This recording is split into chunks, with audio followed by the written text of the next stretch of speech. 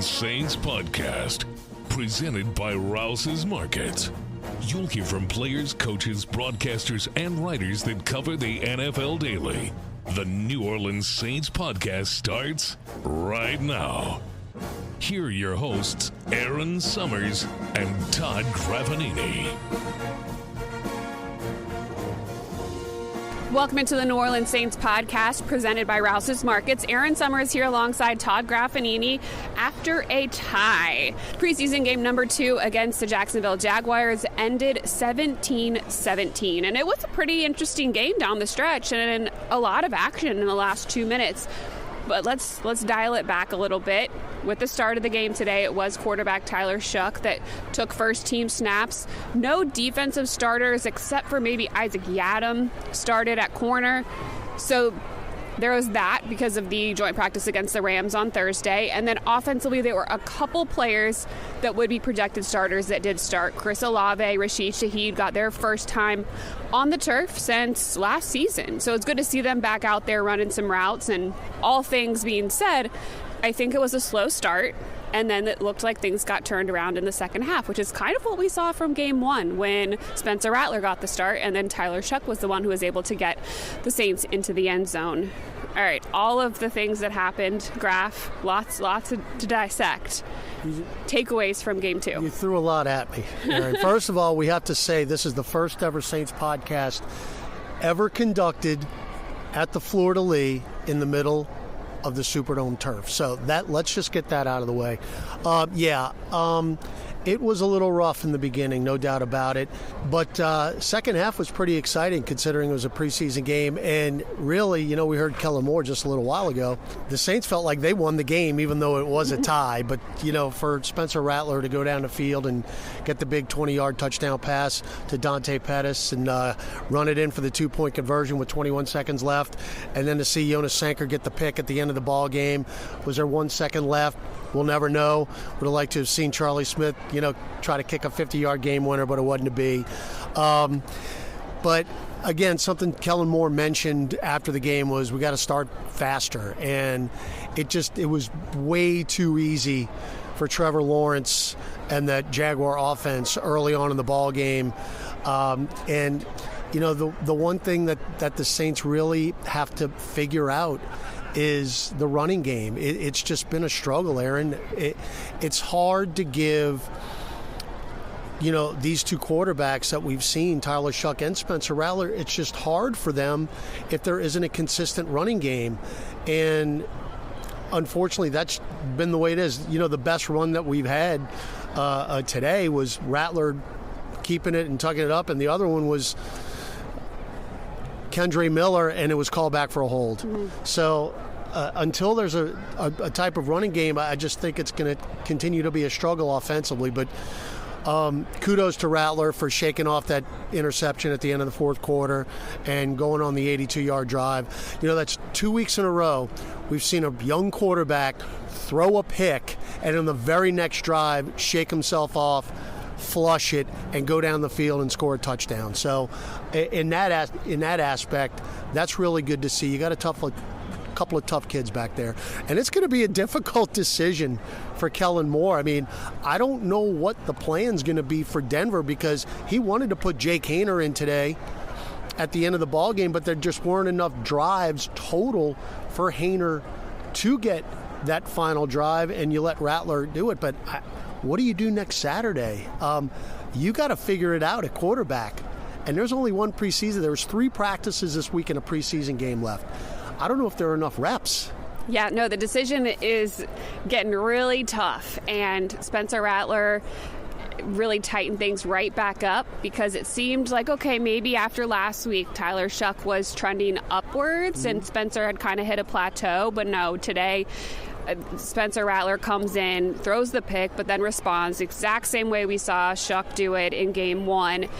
And it was great. The execution, it was a 2-minute, again, kind of same situation that Tyler Shuck had at end of the first half, 2-minute situation, and they both were able to get points out of it. So, yeah, this thing is very tight. And I will say, though, the offensive line hasn't made things easy either. I mean, that's part of why the run game isn't being able to be established. Kendre Miller did get the start today. Clyde Edwards-Helaire and Cam Akers came in the second half of the game. But that offensive line, everybody except for Eric McCoy played. So you had Taliese Fuaga, Cesar Ruiz, you had Torricelli Simpkins, and then Dylan Radins, who is going to be in place of Trevor Penning until Penning gets healthy.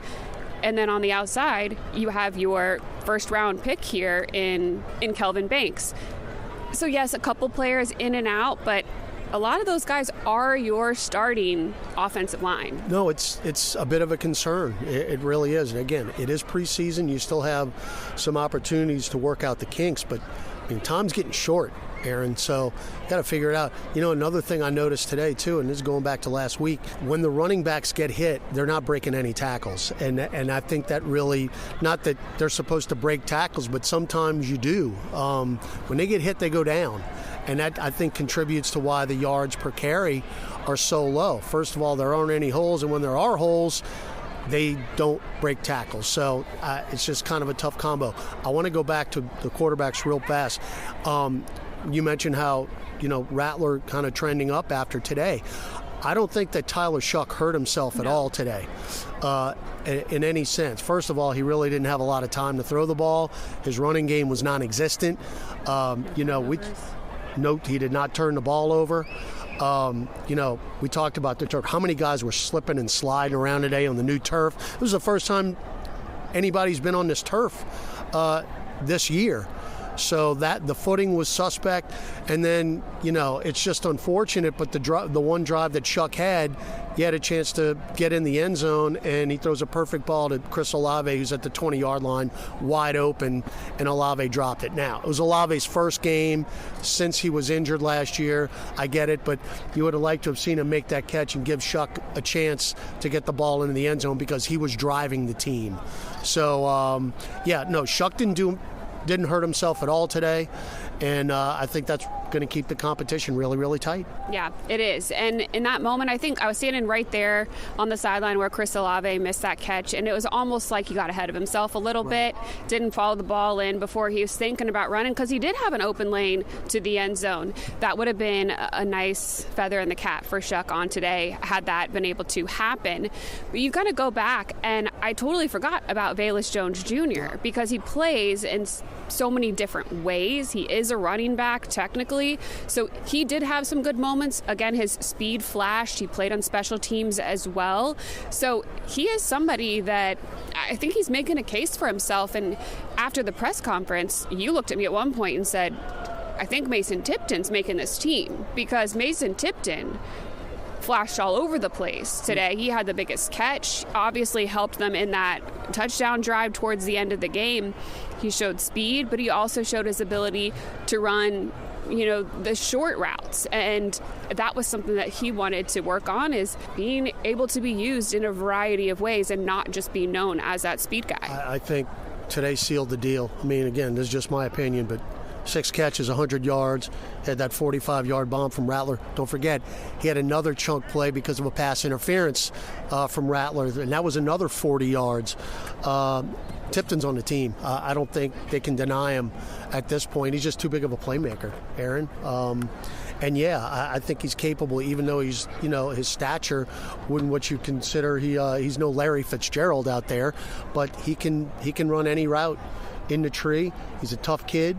And he's got blazing speed. I mean, it's a pretty good combo, and it's just he is a weapon when he hits the field. You go from wide receivers to tight ends, because that's another area that there are a lot of question marks behind. Juwan Johnson still without Taysom Hill and Foster Moreau. They were both here on the sideline watching the game, but still have not been able to take the field in really any capacity since their injuries. And Trayton Welsh had a phenomenal catch today. And then as the game went on... Borderline play of the game there, Erin. I'm not, spoiler alert. Borderline play of the game. But as he went on, Michael Jacobson got in on the action, which he's been quiet lately. I said this last week. I really would like to see our quarterbacks utilize that big 6'7" target more often. I was watching warm-ups today, Erin, and Michael Jacobson made such a great catch during warm-ups that I literally stood up in the press box and went, whoa! I mean, he went up and one-handed one from Hainer like he was like palming a tennis ball. It was unreal. And, he did it like it was nothing. So, yeah, he had a couple of catches. Welch, again, tough kid, had the 2 catches, the 28-yard insane catch from Shuck earlier in the game. But, look, Juwan Johnson didn't play today, so those 2 guys had an opportunity to step their game up, and both did well. But, Welch made one of the catches of the game. Yeah, definitely did. That was early in the first half. And after the game, listening to head coach Kellen Moore, he said that there are a lot of question marks still, and he doesn't even know who's going to play on Saturday when we play Denver. He's not making any statements about the quarterbacks. He's not saying who's going to start or if they're going to go through a full dress rehearsal on Saturday. And a lot of these defensive players we have not seen take the field yet. Yeah. And it is a new scheme, and they're doing completely different things. Although, yes, we saw them against the Rams, and the first team defense did look very good there. I kind of feel like I'd like to see him out in a game. I don't know, Erin. It's just such a fine line, because I think our first team defense, when fully intact, and we've seen them in practice, we've seen every rep, it's pretty stout. It really, really is. And you see the drop-off between the first team and the second team. It's just really difficult right now because the opposing quarterbacks, whoever they may be, they're just not getting any pressure. They're not getting hit very often, so they're sitting back and doing what they want back there. You saw a little more pressure in the second half today, but there was none at all in the first half. At some points, it was, Trevor Lawrence and Nick Mullins, it looked like a 7-on-7 drill out there. So, got to get more pressure on the quarterback, even if you have to get a little exotic. But I'm contradicting myself because you don't want to get exotic in the preseason. Mm-hmm. So, I don't know. But you got some really tight frontline guys. I thought it was really interesting today, too, that Kool-Aid McKinstry did not play. And I think that tells you what the coaching staff thinks of the way Kool-Aid McKinstry has played in training camp. I think that speaks volumes about that. So, I'd like to see more pressure, but, I guess we're going to have to wait till Arizona to see that. Yeah, that is the first official regular season game. You look at the second team defense, some of those players are going to have to play. At some point in the season, there are going to be some rotational pieces. So you do want to see them shore some things up front. Defensively in the back end, we did see Jonas Sanker, Jalen Ford. They had interceptions, so some really good play from some young players. And that's been something that's been talked about too, is there's a lot of young players on this team that are going to have to develop, but it's good to see those moments here in this game. No, I agree. Huge play by Sanker, obviously, and again, that saved the ball game for you. But, shout out to Jalen Ford, second week in a row. He's made an impact. I thought the interception really turned the game around. Mm-hmm. It was pretty much all Jacksonville up until that point. And you think, well, they're going in for another touchdown here or whatever. And Ford just, beautiful play. Because the play before, he had rushed the quarterback and they picked him up. And then right after that, the play of the interception, he dropped back in coverage, and the quarterback didn't see him. And it was a wonderful play. And that's 2 weeks in a row now that Ford was tied for the team lead in tackles against the Chargers. Today he had 4 more, including the pick, numerous pressures. So it's good to see. Since we went to California, Jalen Ford seemed to be like he's a different player. He wasn't like the first couple weeks in Metairie. So good for him. He's going to give himself a chance. Yeah, and that's a second-year linebacker there. He broke his leg at the end of the season last year. I think it was end of December. So for him to come back and be playing the way that he is, super impressive stuff from him. As far as special teams go, field goals, we were perfect. Groupie had the one kick, the 51-yarder, which was after the Olave drop, and then Charlie Smith hit a 40-yarder, and the other one when the crowd thought that Kellen Moore should have gone for it on fourth down. It was almost like an extra point. It was basically an extra point, shorter than an extra point. So he nailed that, and that was it. So good job there. I think Charlie needs to learn a little bit more on the kickoffs, though. You're not supposed to kick touchbacks in this new kickoff rule. He's just his leg's too strong, Erin. Yeah. It's just he can't finesse it down there. Even when he tries to finesse it, it still goes in the end zone. That's how strong his leg is. I said the same thing about Spencer Rattler's arm at times, because he definitely lets it rip, and sometimes in those short distances I think he throws a little bit too hard, and he might need to dial it back a little bit in that regard as well. Okay, anything else? What did we miss, Graff? I mean, that's just, we have not had a tie in preseason since 1972, and I thank the WWL broadcast for that one, because that's where I got that. But again, those guys are, I think they're club dubbing it right now. I think the music might be playing.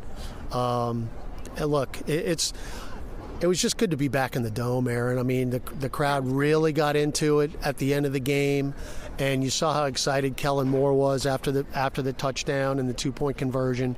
So that was good to see, and just to get some positive vibes in this building. And it's you got one more week of practice, and the final preseason game is 6 days away. Yeah. So day off tomorrow for the Saints players. They'll be back at it Tuesday, Wednesday, Thursday. Practices, walkthrough on Friday before that game, Saturday against the Denver Broncos. 12 o'clock right back here in the Caesars Superdome. So if you don't have tickets, get them, come out and cheer for the team, because they need you behind them. Head coach Kellen Moore said it. Everybody's a part of this. So we want to see you out here on Saturday. For Graff and myself, we will catch up with you on Tuesday after the Saints' next practice. Thanks for listening to the New Orleans Saints podcast presented by Rouse's Markets. Thanks for listening to the New Orleans Saints podcast presented by Rouse's Markets. Join us 3 times per week on NewOrleansSaints.com, the Saints mobile app, or you can download the podcast on iTunes. We'll see you next time, right here on the New Orleans Saints podcast, presented by Rouse's Markets.